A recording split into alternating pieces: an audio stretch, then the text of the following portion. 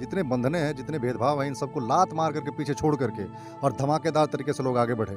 मैंने ज़िंदगी में एक सपना बोया था कि जो मुझे नहीं मिला वो इनको दिलाऊँगा और मेरे अंदर जो जिन चीज़ों की कमी रह गई थी वो इनके अंदर भर-भर करके इनको जुड़ान भरने के लिए मैं तैयार कर सकूँ। तो ये सारी चीज़ें साथ-साथ बढ़ रही हैं। लोग खेलों के माध्यम से आत्मविश्वास ग्रहण कर रहे हैं, अपने अंदर आत्मविश्वास भर रहे हैं और जितने भेदभाव हैं, विषमताएँ हैं, असमानताएँ हैं, इन सभी को लोग दरकिनार करके आगे बढ़ने के लिए तैयार अपने को कर रहे हैं। ये मुझे बहुत सुकून देता है। परिवर्तन देख रहे हैं कि हम लोग ऐसा ड्रेस नहीं पहनते थे, तब अब पहनने लगे। आपको बताया कि मैं डॉक्टर भीमराव अंबेडकर का अनुयायी हूँ और मेरे जीवन में जो भी परिवर्तन आया, चाहे मैं चिकित्सक बन पाया, चाहे जो भी रुपए पैसे आए, चाहे मैं आर्थिक संपन्नता आई, चाहे वैचारिक संपन्नता, ये सब कुछ बाबा साहेब डॉक्टर भीमराव अंबेडकर को फॉलो करते, उनको पढ़ते हुए, उनको उपलब्धियों, उनके संघर्षों को जानते समझते ही हुआ है। तो हमें लगता है कि हमारे जीवन में यदि महज सोच मात्र से इतना बड़ा परिवर्तन आ सकता है डॉक्टर भीमराव अंबेडकर से, तो उनको प्रेरणा मान करके, उनके नाम को ही एक संकल्प लेकर के हम खेलों की दुनिया में एक नाम स्थापित करें, डॉक्टर बाबा साहेब को समर्पित एक नाम। तो ये नाम ही हमने भीमा यानी कि भीमराव अंबेडकर उनको माने समर्पित हमने एक नाम चुना और इससे ज़्यादा बढ़िया परफेक्ट नाम कुछ हो नहीं सकता था। हमेशा प्रतिपल वो जो हमें दृढ़ संकल्पित करता है, हमें प्रेरित करता है, हमें उत्साहित करता है। तो भीमा स्पोर्ट्स क्लब से ज़्यादा शानदार नाम कुछ हो ही नहीं सकता था। खेल सिर्फ खेल नहीं है, खेल एक अनुशासन भी है, खेल एक सपना भी है, खेल एक उड़ान भी है, खेल एक धैर्य भी है। जब ये बच्चे खेलते हैं ग्राउंड पर तो सभी जो गुण हैं उन सबको लेकर के आगे बढ़ते हैं। तो खेलों के माध्यम से इनमें एक चेतना, हम कहें कि एक गौरव भाव, हम कहें कि एक तत्परता या कहें कि एक नया संकल्प इनमें विकसित होता है जो देखने को मिलता है। तो उस हिसाब से खेल एक नायाब रास्ता है इन सबको आगे लेके आने के लिए। जो आपके स्कूल में दूसरे लोग हैं जिन्हें स्वर्ण समाज का कहते हैं, क्या वो जातीय भेदभाव करते हैं या आपको इस नाम से संबोधित करके अपमानित करते हैं? यस, करते हैं ऐसा? क्या कहते हैं वो? कहते हैं कि नीच समाज के हैं। अच्छा, इस तरह से बोलते हैं बिल्कुल। यस, तो जो स्कूल के अध्यापक हैं वो कुछ बोलते नहीं है इसमें? नहीं बोलते हैं। नहीं बोलते हैं।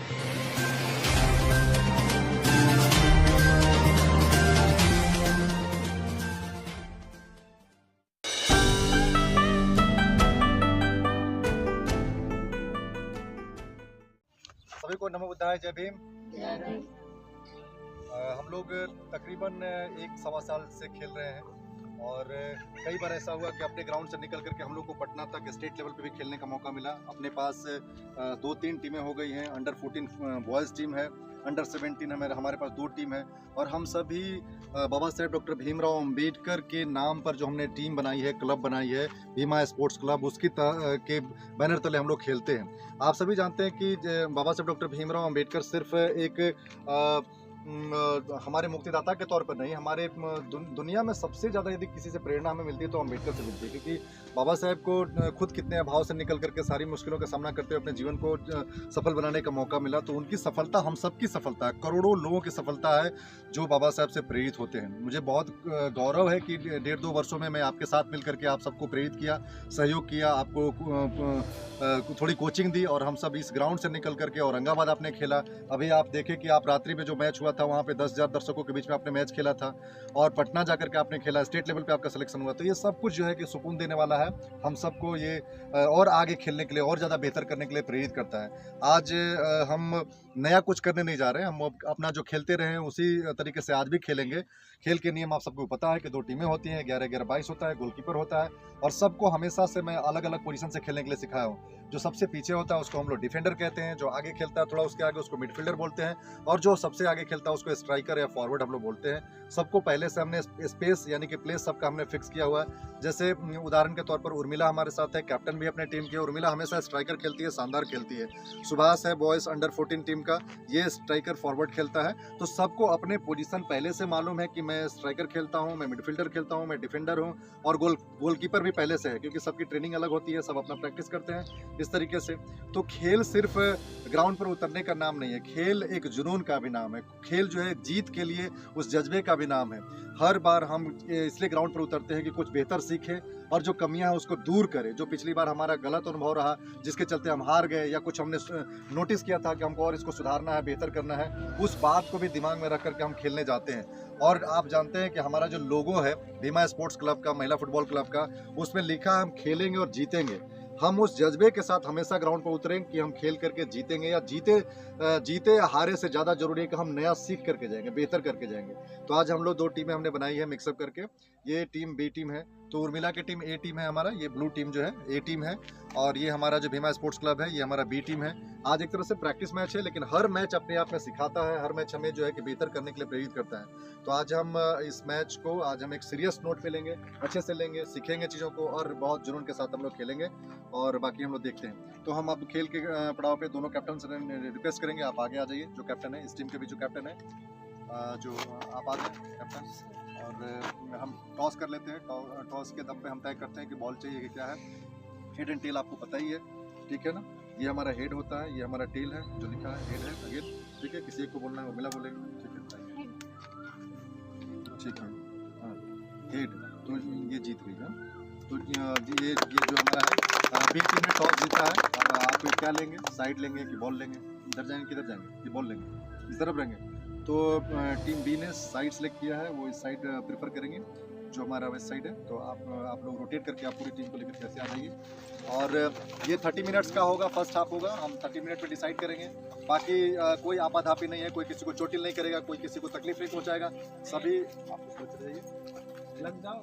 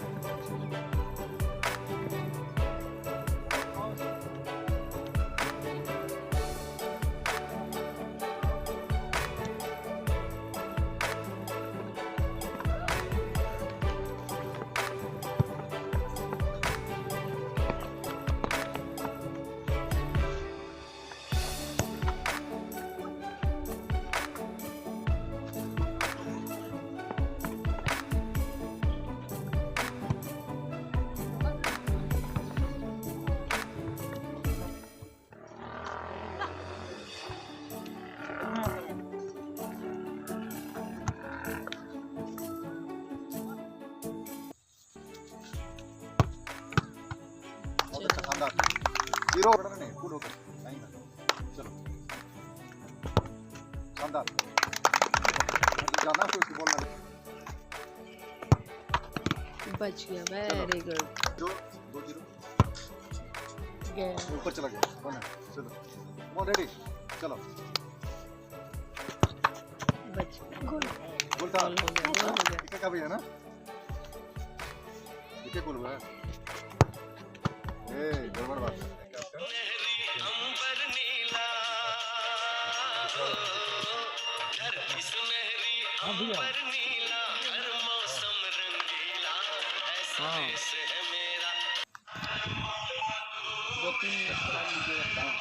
अभी हम डॉक्टर साहब से बात करवा देंगे। और कुछ किताबें हैं, ये किताब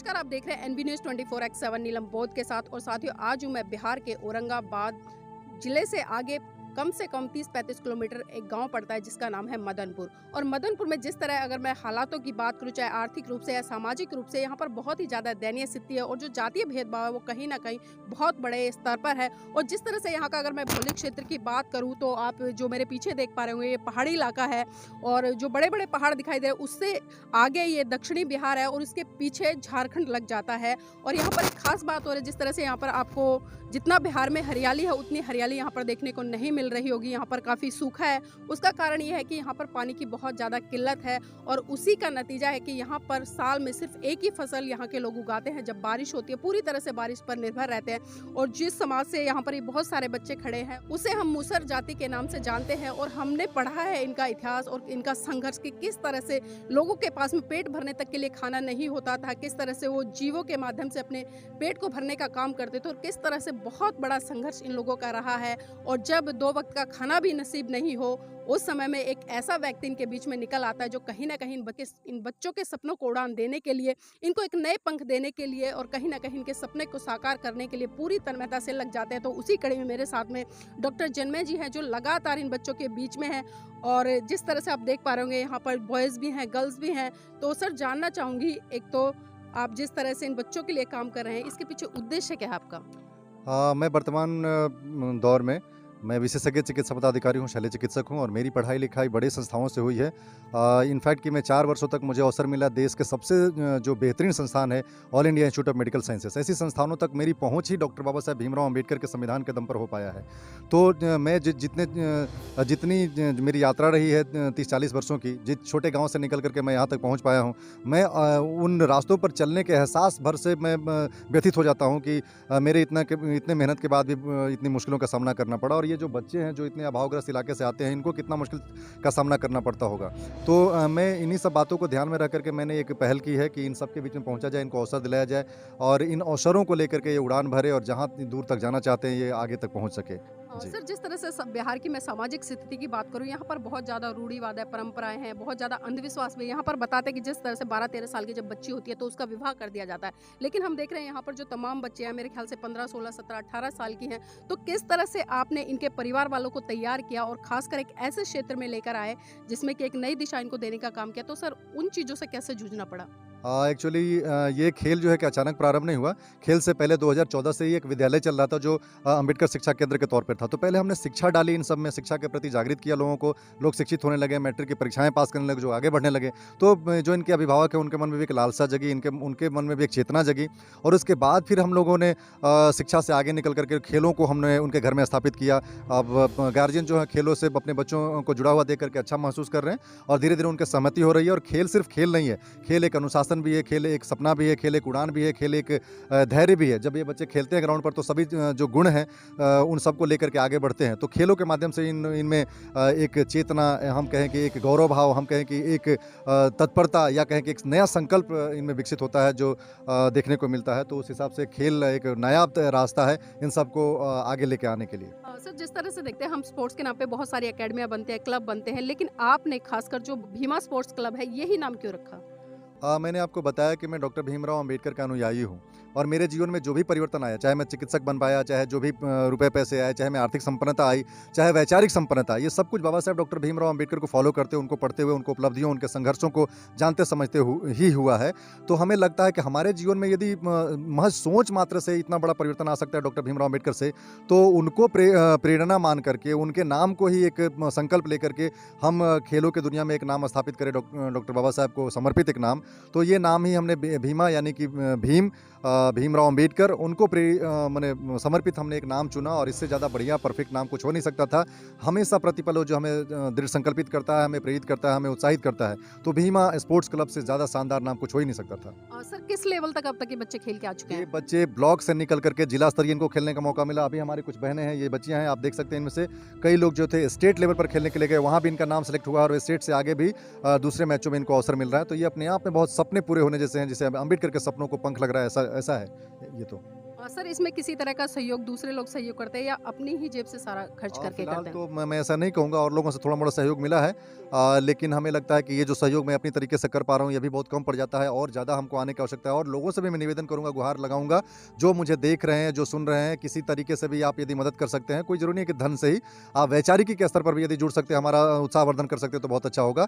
तो हम अभी फिलहाल हम बहुत कमजोर महसूस करते हैं, अकेले महसूस करते हैं, लेकिन और लोगों के जुड़ने से मजबूत महसूस करें। जी बिल्कुल सर, तो देखिए यहाँ पर जिस तरह से हमने सर से चर्चा की और मेरे साथ में यहाँ पर जो बच्चे हैं उनसे भी जानने का प्रयास करूँगी। बेटा नाम क्या है? रीना कुमारी। बेटा कब से खेल रहे हो यहाँ पर? साल भर से। साल भर से। तो पहले जब नहीं खेलते थे और आज खेलते हो तो कितना बड़ा फर्क देखा अपने अंदर? बहुत बड़ा फर्क है। बहुत बड़ा फर्क है। तो देखिए बेटियां जहाँ कहीं ना कहीं हम देखते हैं कि चार दीवारी में उनको बंद कर दिया जाता है, कैद कर दिया जाता है, और आज जिस तरह से सर के माध्यम से इनको एक नई दिशा मिली है। बेटा आपका नाम क्या है? मेरा नाम रिंकी कुमारी। कौन सी कक्षा में पढ़ रहे हो? 12th कक्षा। 12th में। तो बेटा जानना चाहूंगी कितने साल हो गए यहाँ पर जुड़े हो आपको? 1 साल हुआ। 1 साल हुआ है। तो 1 साल में कितना बड़ा परिवर्तन देख रहे हैं? जब आप फुटबॉल नहीं खेलते थे और अब फुटबॉल खेलते तो कितना बड़ा अंतर आया? बड़ा परिवर्तन देख रहे हैं कि हम लोग ऐसा ड्रेस नहीं पहनते थे, तब अब पहनने लगे हैं। पहले ऐसी ड्रेस पहनना अलाउ नहीं था यहाँ पर? अलाउ था तब मिलता नहीं था। मिलता नहीं था, तो ये ड्रेस सर ने प्रोवाइड कराई आपको? यस। तो देखिए जिस तरह से मैं यहाँ पर बच्चों से बात कर रही हूँ तो आप एक बात साफ साफ देख सकते हैं कि बच्चों में कॉन्फिडेंस लेवल बिल्कुल भी नहीं है, और उसका कारण है कि जो यहाँ का सामाजिक परिवेश है, और खासकर जिस तरह से इन बच्चों को एक तमगा पहना दिया है महादलित का, तो बहुत बड़ी विडंबना है। तो बेटा एक चीज़ और जानना चाहूँगा, आप किस जाति से आते हैं? भूइया समाज से। कौन सी कैटेगरी में आता है ये? एसटी। एसटी में। जो एक महादलित शब्द सरकार की तरफ से आप लोगों के लिए यूज किया जाता है, तो उस महादलित शब्द से आपको घृणा नहीं होती? होती है। तो किस तरह के भाव आते हैं? बुरा लगता है। बहुत बुरा लगता है। जो आपके स्कूल में दूसरे लोग हैं जिन्हें स्वर्ण समाज का कहते हैं, क्या वो जातीय भेदभाव करते हैं या आपको इस नाम से संबोधित करके अपमानित करते हैं? यस। करते हैं ऐसा? क्या कहते हैं वो? कहते हैं कि नीच समाज के हैं। अच्छा, इस तरह से बोलते हैं बिल्कुल। तो जो स्कूल के अध्यापक हैं वो कुछ बोलते नहीं है इसमें? नहीं बोलते हैं। नहीं बोलते हैं। बेटा गरीब तो वो लोग भी होते हैं, लेकिन आप में ऐसी क्या बात है कि आप गरीब होते हुए अपने आप को नीच मान लेते हो? वो नहीं मानते? क्योंकि हम लोग के पास शिक्षा नहीं ज़्यादा रहता। तो उसका कारण क्या है? आप लोग स्कूल नहीं जाते हो, पढ़ते नहीं हो? जाते हैं। जाते हैं। तो देखिए बच्चे जितना समझ पा रहे हैं उतना अपने आधार पर बोल रहे हैं, और यहाँ पर देखिए बिटिया है, इसके हाथ में ट्रॉफी है। तो मैं जानना चाहूँगी बेटा आपका नाम क्या है? रुनु कुमारी। कौन सी कक्षा में पढ़ रहे हो? 10th में। 10th में। तो ये ट्रॉफी कब जीती थी आप लोगों ने, आपकी टीम? आज जीते हैं। आज ही जीते हैं। तो आज हम देख रहे थे कि आपका जो मैच है वो बॉयज़ के साथ हो रहा था, तो आप बॉयज़ के साथ आसानी से खेल लेते हो? खेल लेते हैं। डर नहीं लगता आपको? डर नहीं लगता है, पहले ही से खेलते थे, मतलब प्रैक्टिस किए हैं उन लोग के साथ। अच्छा, प्रैक्टिस किया इसलिए डर नहीं लगता। यस। उनको डरा देते हो आप लोग? डराते हैं। कितनी बार उनको हराया है? हराए तो नहीं है, मगर प्रैक्टिस कर रहे हैं कि मतलब हरा दे उन लोग के। तो देखिए जिस तरह से बिटिया ने हमें बताया है कि कई बार वो हार जाते हैं, लेकिन उसके बाद भी उनको डराने का मद्दा रखते हैं, और उसी का कारण है कि बड़ी दबंगाई के साथ में ये लोग खेलते हैं और प्रैक्टिस करते हैं, और लगातार बहुत सारी चीज़ें जिनसे कि ऊपर उठकर ये बच्चे आएंगे। और भी बच्चे हैं मेरे साथ में, उनसे भी जुड़ने का प्रयास करूँगी। बेटा नाम क्या है? शबनम कुमारी। कौन सी कक्षा में पढ़ रहे हैं? 10th का एग्जाम दिए हैं। अच्छा, 10th का एग्जाम दिया। तो अच्छा, जो सर आते हैं किस तरह से आप लोगों को यहाँ पर प्रैक्टिस कराते हैं? सर आते हैं तो हम लोग को परेड करवाते हैं और बताते हैं कि ऐसे करो, पासिंग से खेलो, मतलब गोल करो, बताते हैं सब। अच्छा, डांटते भी हैं?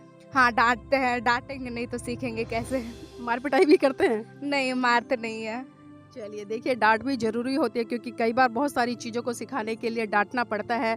और मैं अंत पर फिर इससे एक बार सर से जुड़ना चाहूँगी और जानना चाहूँगी सर, जिस तरह से मैं आपसे चर्चा करी थी और जिस तरह से यहाँ पर गर्ल्स है उनसे चर्चा हुई है, बताया है कि जो सामाजिक हालात है यहाँ पर, क्योंकि एक जातीय भेदभाव का बहुत ज़्यादा दंश इन बच्चों को झेलना पड़ता है, तो इस दिशा में भी किसी तरह से मोटिवेट करते हैं इनको, ताकि ये जातीय भेदभाव से ऊपर उठकर काम कर सकें। हाँ बिल्कुल, खेल तो एक बहाना है, मेन उद्देश्य तो है कि इनको आत्मसम्मान इनके अंदर भरा जाए कूट कूट करके, और इनके अंदर इतना उत्साह भर जाए कि ये जितने बंधने हैं, जितने भेदभाव हैं, इन सबको लात मार करके पीछे छोड़ करके और धमाकेदार तरीके से लोग आगे बढ़े। मैंने ज़िंदगी में एक सपना बोया था कि जो मुझे नहीं मिला वो उनको दिलाऊँगा, और मेरे अंदर जो जिन चीज़ों की कमी रह गई थी वो इनके अंदर भर करके इनको जुड़ान भरने के लिए मैं तैयार कर सकूँ। तो ये सारी चीज़ें साथ-साथ बढ़ रही हैं। लोग खेलों के माध्यम से आत्मविश्वास ग्रहण कर रहे हैं, अपने अंदर आत्मविश्वास भर रहे हैं, और जितने भेदभाव हैं, विषमताएँ हैं, असमानताएँ हैं, इन सभी को लोग दरकिनार करके आगे बढ़ने के लिए तैयार अपने को कर रहे हैं। ये मुझे बहुत सुकून देता है। सर, जिस तरह से हमने बच्चों से बात की, क्योंकि जातीय भेदभाव की बात होती, लेकिन बच्चे बताने में सक्षम नहीं थे इस चीज़ को, तो आप तो यहाँ पर रहते लगातार जुड़ते भी हैं, तो आखिर वो ऐसा भेदभाव कौन सा है जो आज दिखाई तो नहीं देता लेकिन है? देखिए, ये भेदभाव तो कहीं न कहीं घर से ही प्रारंभ होता है। लड़का-लड़की में भेदभाव तो पहला जो कड़ी है, जो इनको झेलना पड़ता है, जो महसूस करता हूँ। लेकिन उसके भी आगे निकल कर के सामाजिक भेदभाव भी यहाँ पर है कि ये उस समाज से आती हैं, जो छोटी है, जो काम करने वाली है, जो गरीब है, जो अशिक्षित है। ये भेदभाव जो सामने वाला है, वो तो अपने मन में रख कर के इनके साथ व्यवहार करता है। लेकिन हमें लगता है कि ये सारी चुनौतियाँ जो हैं, कहीं न कहीं इनको स्वीकार करके ऐसे भेदभाव को बहुत पीछे छोड़ कर के बहुत आगे बढ़ने की आवश्यकता है, और हमको लगता है कि अपने आप को तैयार कर रही हैं इस चीज़ के लिए। तो ये ज़्यादा सुख और सुकून देने वाला है। अपने आप को एक तरह से बड़ा अच्छा महसूस होता है देख करके। जी, सर, अगर आपको कोई इन बच्चों के लिए सहयोग करना चाहे तो किस माध्यम से कर सकता है? कोई कॉन्टैक्ट नंबर, पेटीएम नंबर, वो हमारे दर्शकों को थोड़ा बता फिलहाल दें। अभी मैंने ऐसा कोई नंबर डायरेक्ट डिस्प्ले नहीं किया जिस नंबर पे कोई वो कर सके। लेकिन भीमा स्पोर्ट्स क्लब के तौर पर कई लोग हैं कि हमें कई स्तरों पर मदद करते हैं, तो हम उससे गुहार लगाते हैं कि भीमा स्पोर्ट्स क्लब को यदि मदद करना चाहते हो तो हम जो नंबर डिस्प्ले करेंगे उस पर हमको बिल्कुल सहयोग करेंगे, ताकि हम अपने सपनों को उड़ान दे सकें, हम आगे बढ़ सकें। जी, बिल्कुल। तो देखिए, मैं अपने दर्शकों से सभी से अपील करूँगी, अगर आपको ये वीडियो पसंद आए तो आप इस वीडियो को ज़्यादा से ज़्यादा शेयर कीजिए और कमेंट के माध्यम से बताइए कि जिन हालातों में ये बच्चे आज जूझ रहे हो, जिस तरह से सर इनको एक नई दिशा देने का काम कर रहे हैं, वास्तव में बहुत ही सराहनीय। तो इनको सहयोग के लिए कम से कम जो भी यथासंभव आपसे, चाहे इनकी ड्रेस, शूज़ है, जो भी सामग्री है स्पोर्ट्स से जुड़ी हुई, वो आप डोनेट कर सकते हैं। हम स्क्रीन पे नंबर फ्लैश कर देंगे जो भी है। तो साथ ही मैं चाहूँगी कि इस वीडियो को ज़्यादा से ज़्यादा शेयर करें, ताकि और भी लोग इस वीडियो से प्रेरणा लेकर इसको आगे प्रचारित और प्रसारित कर सकें, और इन बेटियों को नए उड़ान देने के लिए, इनके संकल्प को प्रतिबद्ध करने के लिए कहीं ना कहीं इनका हौसला बढ़ा सके।